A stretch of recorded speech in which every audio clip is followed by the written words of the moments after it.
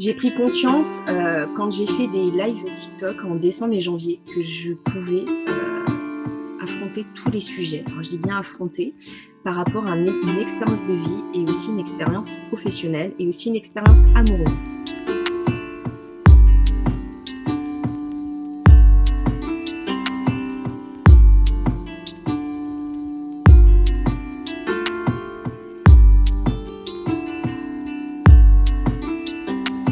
Mon passé a été difficile, c'est quelque chose que j'ai subi. Je n'ai pas souhaité avoir ce passé-là. Si on pouvait choisir notre passé, je vous avouerais qu'on refait la vie, d'accord ? Donc j'ai mon papa qui s'est suicidé, j'avais 3 ans et 3 mois. Et ensuite ma maman a été déchue de ses droits maternels à cause d'une addiction qui s'appelle l'alcoolisme. J'ai mes grands-parents qui m'ont récupérée. Je disais à l'époque avec grande chance, mais j'ai pas eu la chance d'avoir des parents qui m'ont éduquée. Quand on est enfant, on a besoin de ses parents, on a besoin de sa maman, on a besoin de son papa. Donc même si mes grands-parents m'ont éduquée comme des grands-parents, qui pour moi ce sont mes parents, ils m'ont donné en fait, voilà, ils m'ont donné une qualité de vie, ils m'ont donné des vêtements à manger, ils m'ont donné ce qu'ils pouvaient, voilà. Ils ont été avec moi. Ma grand-mère est décédée, j'avais 17 ans, d'un cancer qui s'est généralisé. Ça a été quelque chose de difficile de voir sa mamie dépérir en fait petit à petit. Ça a quand même duré 6 mois. Et un jour, j'avais pris la décision avec ma famille de l'accueillir à la maison. Et ce que ça engendrait, c'était de la laver, de changer ses couches. Bien sûr, j'ai été accompagnée par sa meilleure amie dans cet événement qui était difficile. Je vous laisse imaginer, pour ceux qui connaissent, tout ce qui est cancer, la chimio quand ils reviennent, qu'ils mangent pas, qu'ils n'arrivent pas à manger, le peu qu'ils mangent, ça repart.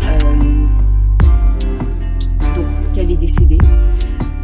Et 2 ans après, mon grand-père est décédé aussi d'un cancer qui s'est généralisé. Donc là, j'avais 19 ans. Et à 19 ans, en fait, vous êtes pas adulte, en fait. Vous avez besoin, en fait, de piliers de vie, en fait, pour vous accompagner dans la vie. C'est quoi la vie, en fait ? Et moi, j'ai dû apprendre par moi-même de ce qu'était la vie. Et là, je me suis trouvé un appartement que j'ai signé à 20 ans, parce que de toute façon, c'était soit je continuais à travailler, soit c'était la rue. Donc, j'ai continué à travailler, j'ai eu mon appartement, et la vie d'adulte a commencé pour moi. Pour vous parler de mon parcours scolaire, j'étais pas une enfant très studieuse. Moi, je préférais m'amuser. C'était mieux de s'amuser avec ses copines ou de courir après son grand-père qui sortait pour faire les courses ou pour aller à la pétanque. À peine rentrée de l'école que je le suivais partout parce qu'il ne fallait rien louper de la vie. Donc mon parcours scolaire niveau collège a été chaotique. Notre génération, c'était quand on partait en professionnel, c'était des voies de garage en fait. Donc comme je savais pas quoi faire, j'avais quand même essayé une semaine dans tout ce qui était restauration parce que je me disais que je me voyais bien dedans à servir les clients et en plus je travaillais tard le soir si j'avais une famille parce que je pensais comme ça déjà quand j'étais en 3e, dire non mais vu les horaires de travail, en plus il faut travailler le week-end, mais comment je vais gérer ma famille en fait. Donc j'ai toujours eu cet état d'esprit de faire un travail pour pouvoir être présent pour ma famille à la maison. Ensuite,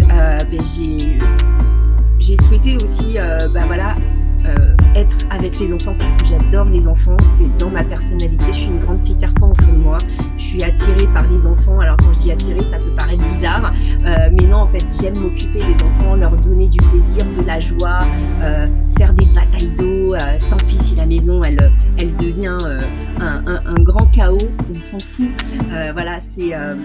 j'ai toujours été là dans toutes les activités manuelles parce que j'aime ça en fait. Voilà, j'aime donner du plaisir et de la joie aux enfants. C'est aussi ma personnalité. Je suis orientée dans la voie professionnelle pour faire un BEP secrétariat. J'ai toujours trouvé du travail, donc c'est vrai que j'avoue avoir eu cette chance de toujours avoir trouvé du travail. En revanche, ma vie professionnelle a été quand même un beau parcours de curriculum vitae énorme, je l'avoue, mais je ne comprenais pas à l'époque pourquoi j'étais toujours à vouloir changer, toujours cette nouveauté. Puis j'étais très enthousiaste à chaque fois que j'arrivais en entreprise parce que on me vendait du rêve, les valeurs humaines, etc. Et ça se passait jamais bien en fait. J'arrivais pas à comprendre pourquoi ça se passait pas bien. Alors quand je dis pas bien, je me comprends, c'est-à-dire que moi je voulais quand même un salaire, on m'avait toujours payé le SMIC. Donc qu'est-ce que j'ai fait? Comme j'avais qu'un BEP secrétariat, on me disait si tu as des diplômes, on te paiera plus. Je faisais le même travail que des gens qui étaient payés plus cher que moi et moi j'étais payée le SMIC. Je comprenais pas pourquoi. Donc je dis en plus que j'ai pas eu la chance de continuer mes études. J'avais pas d'argent, j'ai fait comme je pouvais. Donc j'ai fait une validation des acquis, donc j'avais un peu plus de... Ouais, je devais avoir peut-être 30 ans. Donc j'ai fait le bac pro professionnel de secrétariat et je l'ai obtenu. Mais ça ne suffisait pas. Donc du coup j'ai refait l'année suivante une nouvelle validation des acquis professionnels pour obtenir un BTS d'assistante de manager. Malheureusement, au jury, ça s'est mal passé. Donc, pourquoi je vous dis que ça s'est mal passé? Parce que j'avais 3 personnes. J'avais un homme qui était en face de moi et qui me disait « Vous êtes une bonne publicité » et il tapait du poing sur la table. Le problème, c'est que moi, j'aime pas la violence et du coup, ça me perturbait. Moi, ce que j'arrivais pas à comprendre, c'est comment on peut déstabiliser en fait des personnes qui veulent avoir un diplôme. Ça, j'arrivais pas à comprendre ça en fait. Et on me disait oui, mais tu sais qu'au BTS justement, c'est pour voir si tu arrives à affronter, à parler calmement, sans être impulsive, etc. Enfin, j'ai jamais compris ça en fait. Vraiment, je vous le dis, j'ai 39 ans aujourd'hui, je vais sur mes 40 ans, je ne comprendrai jamais qu'on essaye de déstabiliser des gens pour voir si ils vont avoir aucune réaction, comme si nous ne sommes pas des êtres humains. Donc, j'ai passé quand même 22 ans de salariat. J'ai fait énormément de sociétés. J'ai travaillé à Rungis, au marché de Rungis. J'avais plusieurs postes. On m'avait carrément créé un poste où pendant les congés de mes collègues, je remplaçais tout le monde à la compta, en RH. Donc j'avais mon poste de travail, je faisais mon poste de travail, mais j'allais remplacer tout le monde. C'était top, franchement, c'était un boulot super, de multitâches, comme ça me correspondait. J'ai toujours appris très vite, donc j'ai travaillé après en syndic de copropriété, où j'étais assistante de copropriété, et là on me donnait toujours mes tâches de travail du métier qu'on me donnait, plus on me rajoutait toujours des choses. Mais je kiffais ça, je kiffais.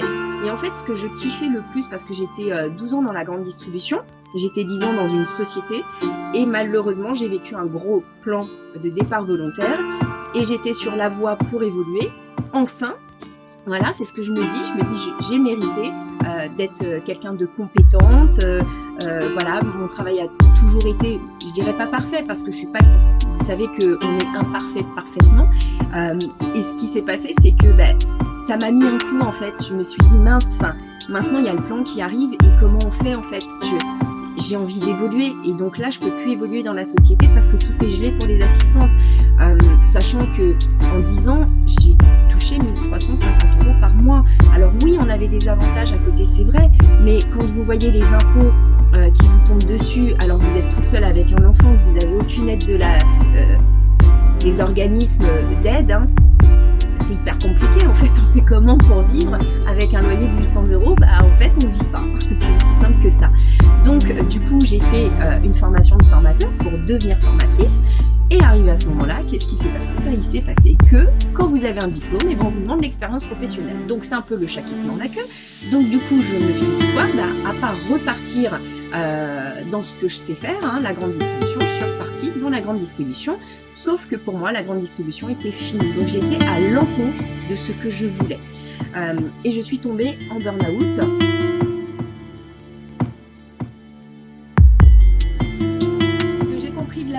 Et de mon vécu, c'est que j'ai fait 3 longues relations. J'ai commencé ma vie de femme jeune. Je devais avoir 15-16 ans. Voilà, mon premier copain, je suis restée 5 ans avec.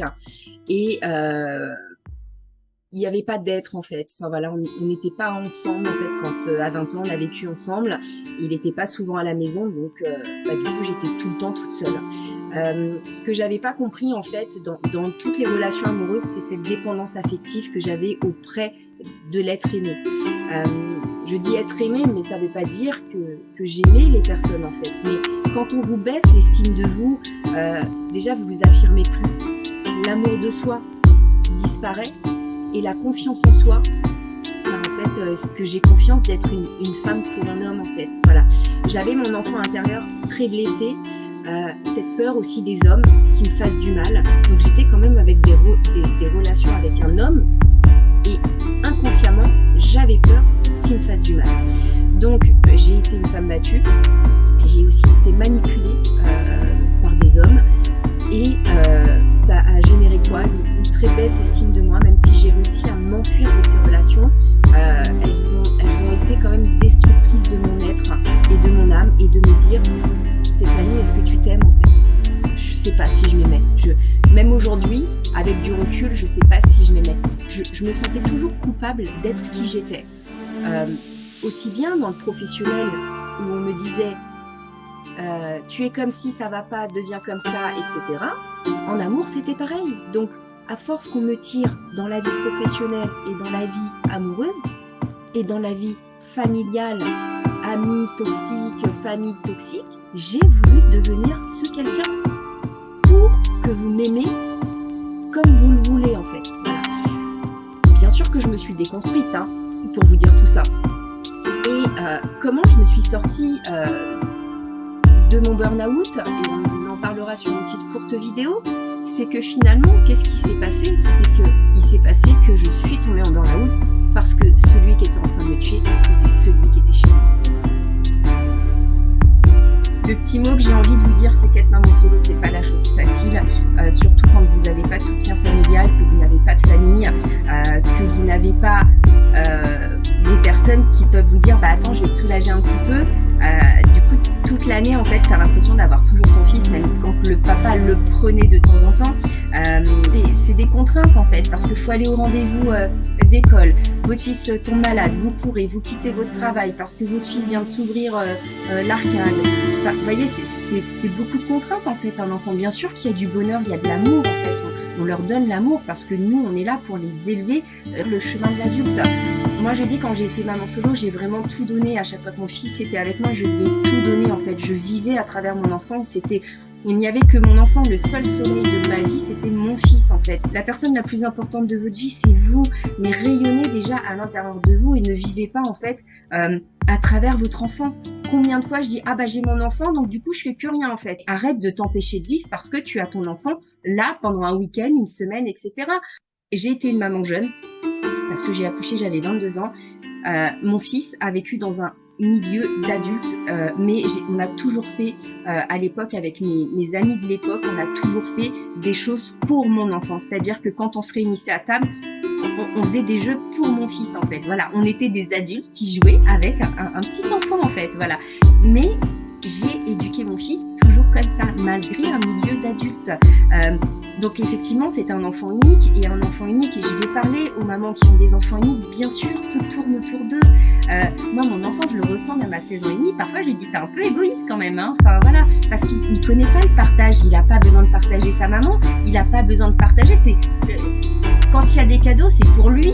J'ai pas à lui dire ah bah tu sais là les cadeaux ça va être compliqué parce que là vous êtes deux quand même. Vous voyez, enfin il y a aussi ce côté-là de le côté de ils sont uniques en fait. Ils partagent rien. Tout est pour eux. Donc être maman solo, c'est quelque chose de pas facile, surtout quand vous rencontrez des difficultés financières.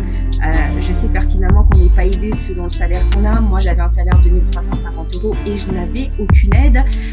Quand j'ai toqué à la porte de l'assistante sociale, la seule chose qu'elle m'a proposé, c'est de quitter mon travail pour pouvoir être au chômage et pour pouvoir être accompagnée. Je suis en train de me demander de quitter mon travail pour pouvoir être aidée.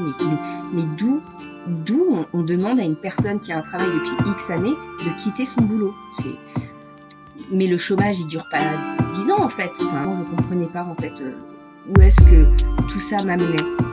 J'ai réussi à m'en sortir seule évidemment parce que j'ai cherché des solutions, parce que j'avais un crédit maison d'une maison qui était vendue. J'ai pris beaucoup plus pour me décharger en fait du côté solidaire de mon ex-compagnon. Donc j'ai pris beaucoup, donc ça m'a coûté en fait financièrement et le problème du financier, c'est que en fait, vos banques, vous le savez très bien, c'est que quand vous êtes à découvert, et ben on vous ponctionne encore. Voilà, on continue à ponctionner, faut manger.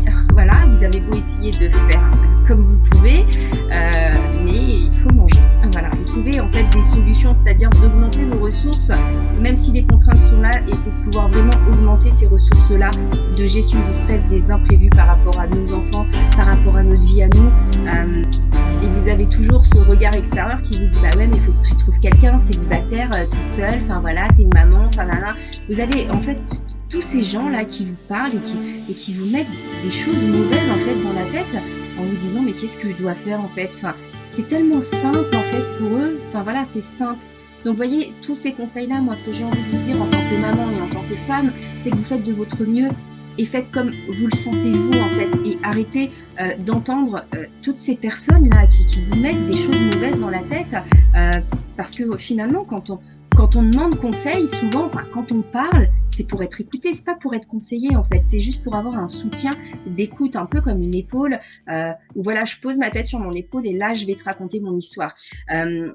Sachez que la base de communiquer, c'est que vous m'écoutiez pour qu'il y ait un impact en fait sur vous.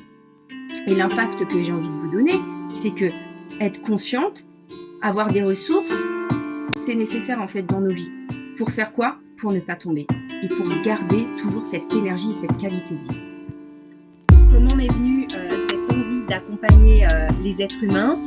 C'est assez simple, je me suis posé des questions sur qu'est-ce que j'ai fait tout le long de ma carrière professionnelle et aussi dans ma vie.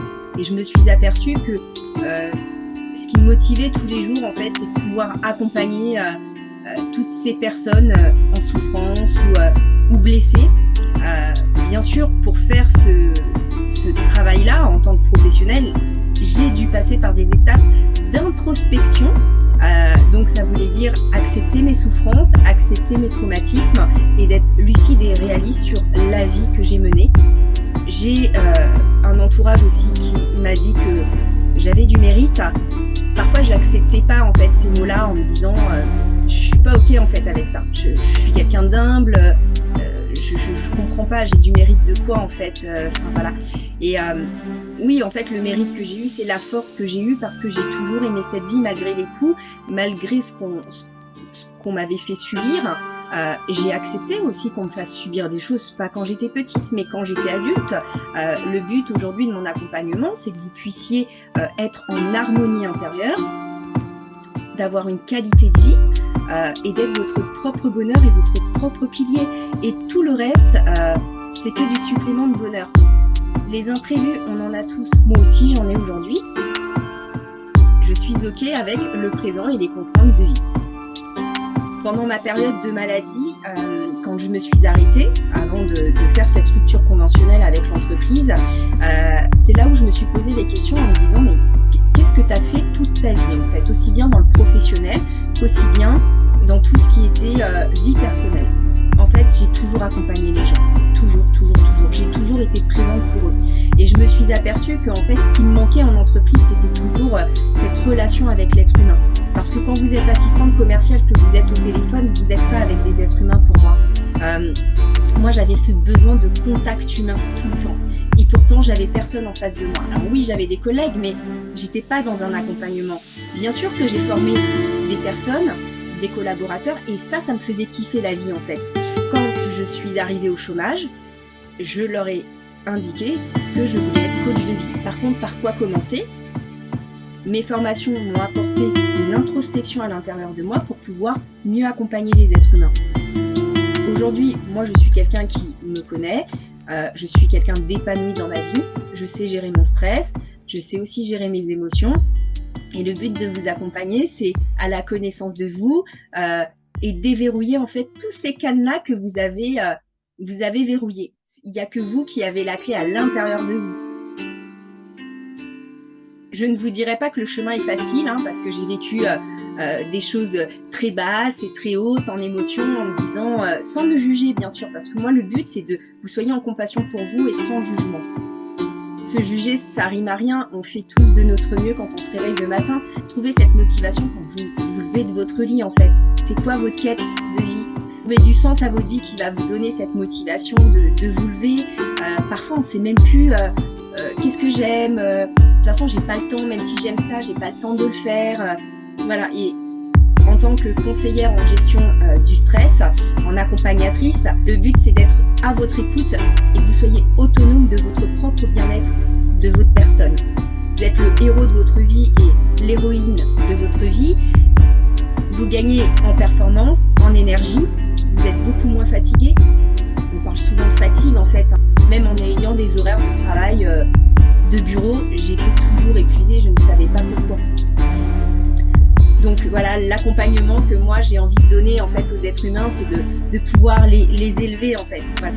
D'être votre miroir et de vous faire grandir, mais en ayant vous-même les clés de votre être. Voilà, je vous dis à très bientôt. Je vous fais plein de bisous. Bisous, bisous. Ciao, ciao!